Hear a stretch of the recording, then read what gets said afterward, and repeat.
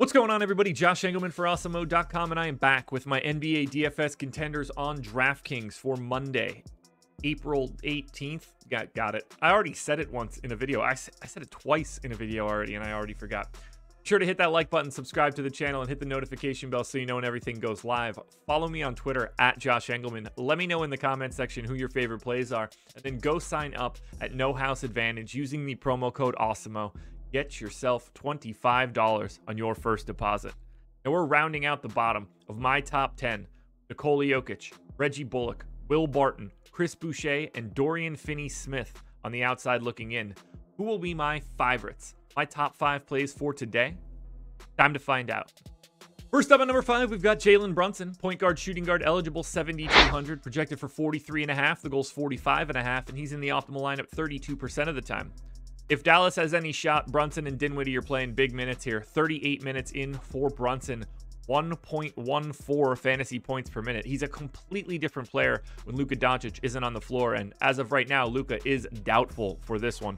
29% usage for Brunson, 23.5 points, 6.5 assists, and 5.5 rebounds. It's a very difficult matchup.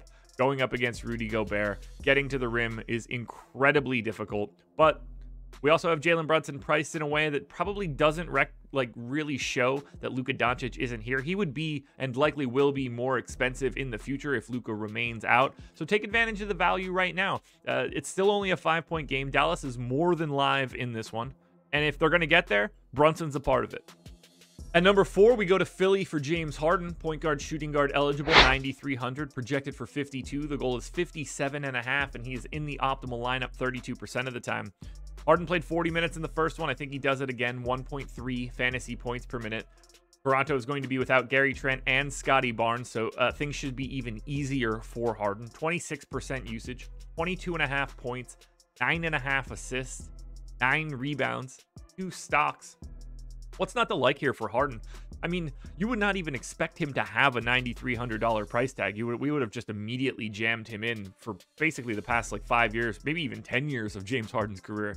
But for now, 9,300 kind of works, but it's a playing time thing. He's going to play 40 minutes in a competitive game, and at 93, for 9,300 for Harden in 40 minutes, he could have a 70-point game, an 80-point game, where clearly you need him no matter what his salary is. At 9,300, you don't even need that. The GPP goal is 57.5.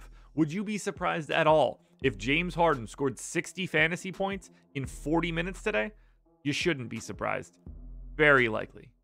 In at number 3, we go to Toronto for OG Anunoby, shooting guard, small forward eligible, so you get guard, forward, and utility. He's 5,800, projected for 34.5. The goal is 37.5, and he is in the optimal lineup 37% of the time.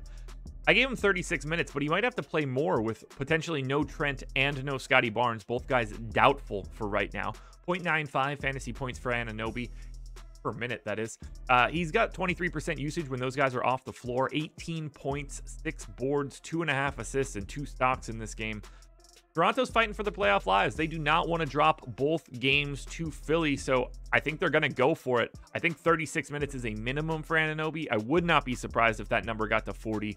Either way, even at 36, he still gets to the number 3 spot. And you can see we jumped up a little bit in tier over Harden. Back to Philly we go for number 2, Joel Embiid. He's just center eligible, but he's 10,700, projected for 64.5. The goal is 65.5. He's in the optimal lineup 37% of the time. I gave Embiid 38 minutes. That should look a lot like game 1. 1.7 fantasy points per minute. He's just going to smash these guys. 38% usage. They have nobody that can check him. 34.5 points and almost 15 rebounds plus 3 assists and 2.8 stocks. It's not going to be a Kem Birch day or a Precious day or a Chris Boucher day from a defensive standpoint. Embiid is going to eat these dudes in the playoffs, and 10-7 is just not even close to the correct salary. Make sure you're playing Joel Embiid. Now, before we get to that number 1 contender, one last reminder, hit the like button, subscribe to the channel, hit the notification bell so you know when everything goes live. Follow me on Twitter at Josh Engleman. Let me know in the comments who your favorite plays are, and then go sign up at No House Advantage using the promo code Awesemo. Your number one contender for today is pretty easy. That's Spencer Dinwiddie. He's point guard, shooting guard eligible, 6,600, projected for 42.5, and the goal is just 42. He's in the optimal lineup 43% of the time. I gave Dinwiddie 36 minutes. He's a completely different guy when there's not another star on the floor. I got him in at 1.2 fantasy points per minute, 30% usage, 21 points, 7 assists, 5.5 boards, and a stock. Look, whether it's Brunson, whether it's Dinwiddie, whether it's Brunson and Dinwiddie, you need to go to a lot of Dallas because those are the guys that drive the car when there's no Luka. These are roughly 30% usage guys. You're not getting it from anywhere else. Dinwiddie is not priced like Luka Doncic isn't playing. He's not even priced correctly for his playing time. I mean, 36 minutes is a guarantee as long as it's not a blowout, and he could play even more. You got to play Spencer Dinwiddie today. He is very clearly the best play on DraftKings, and that is why he's my number one contender.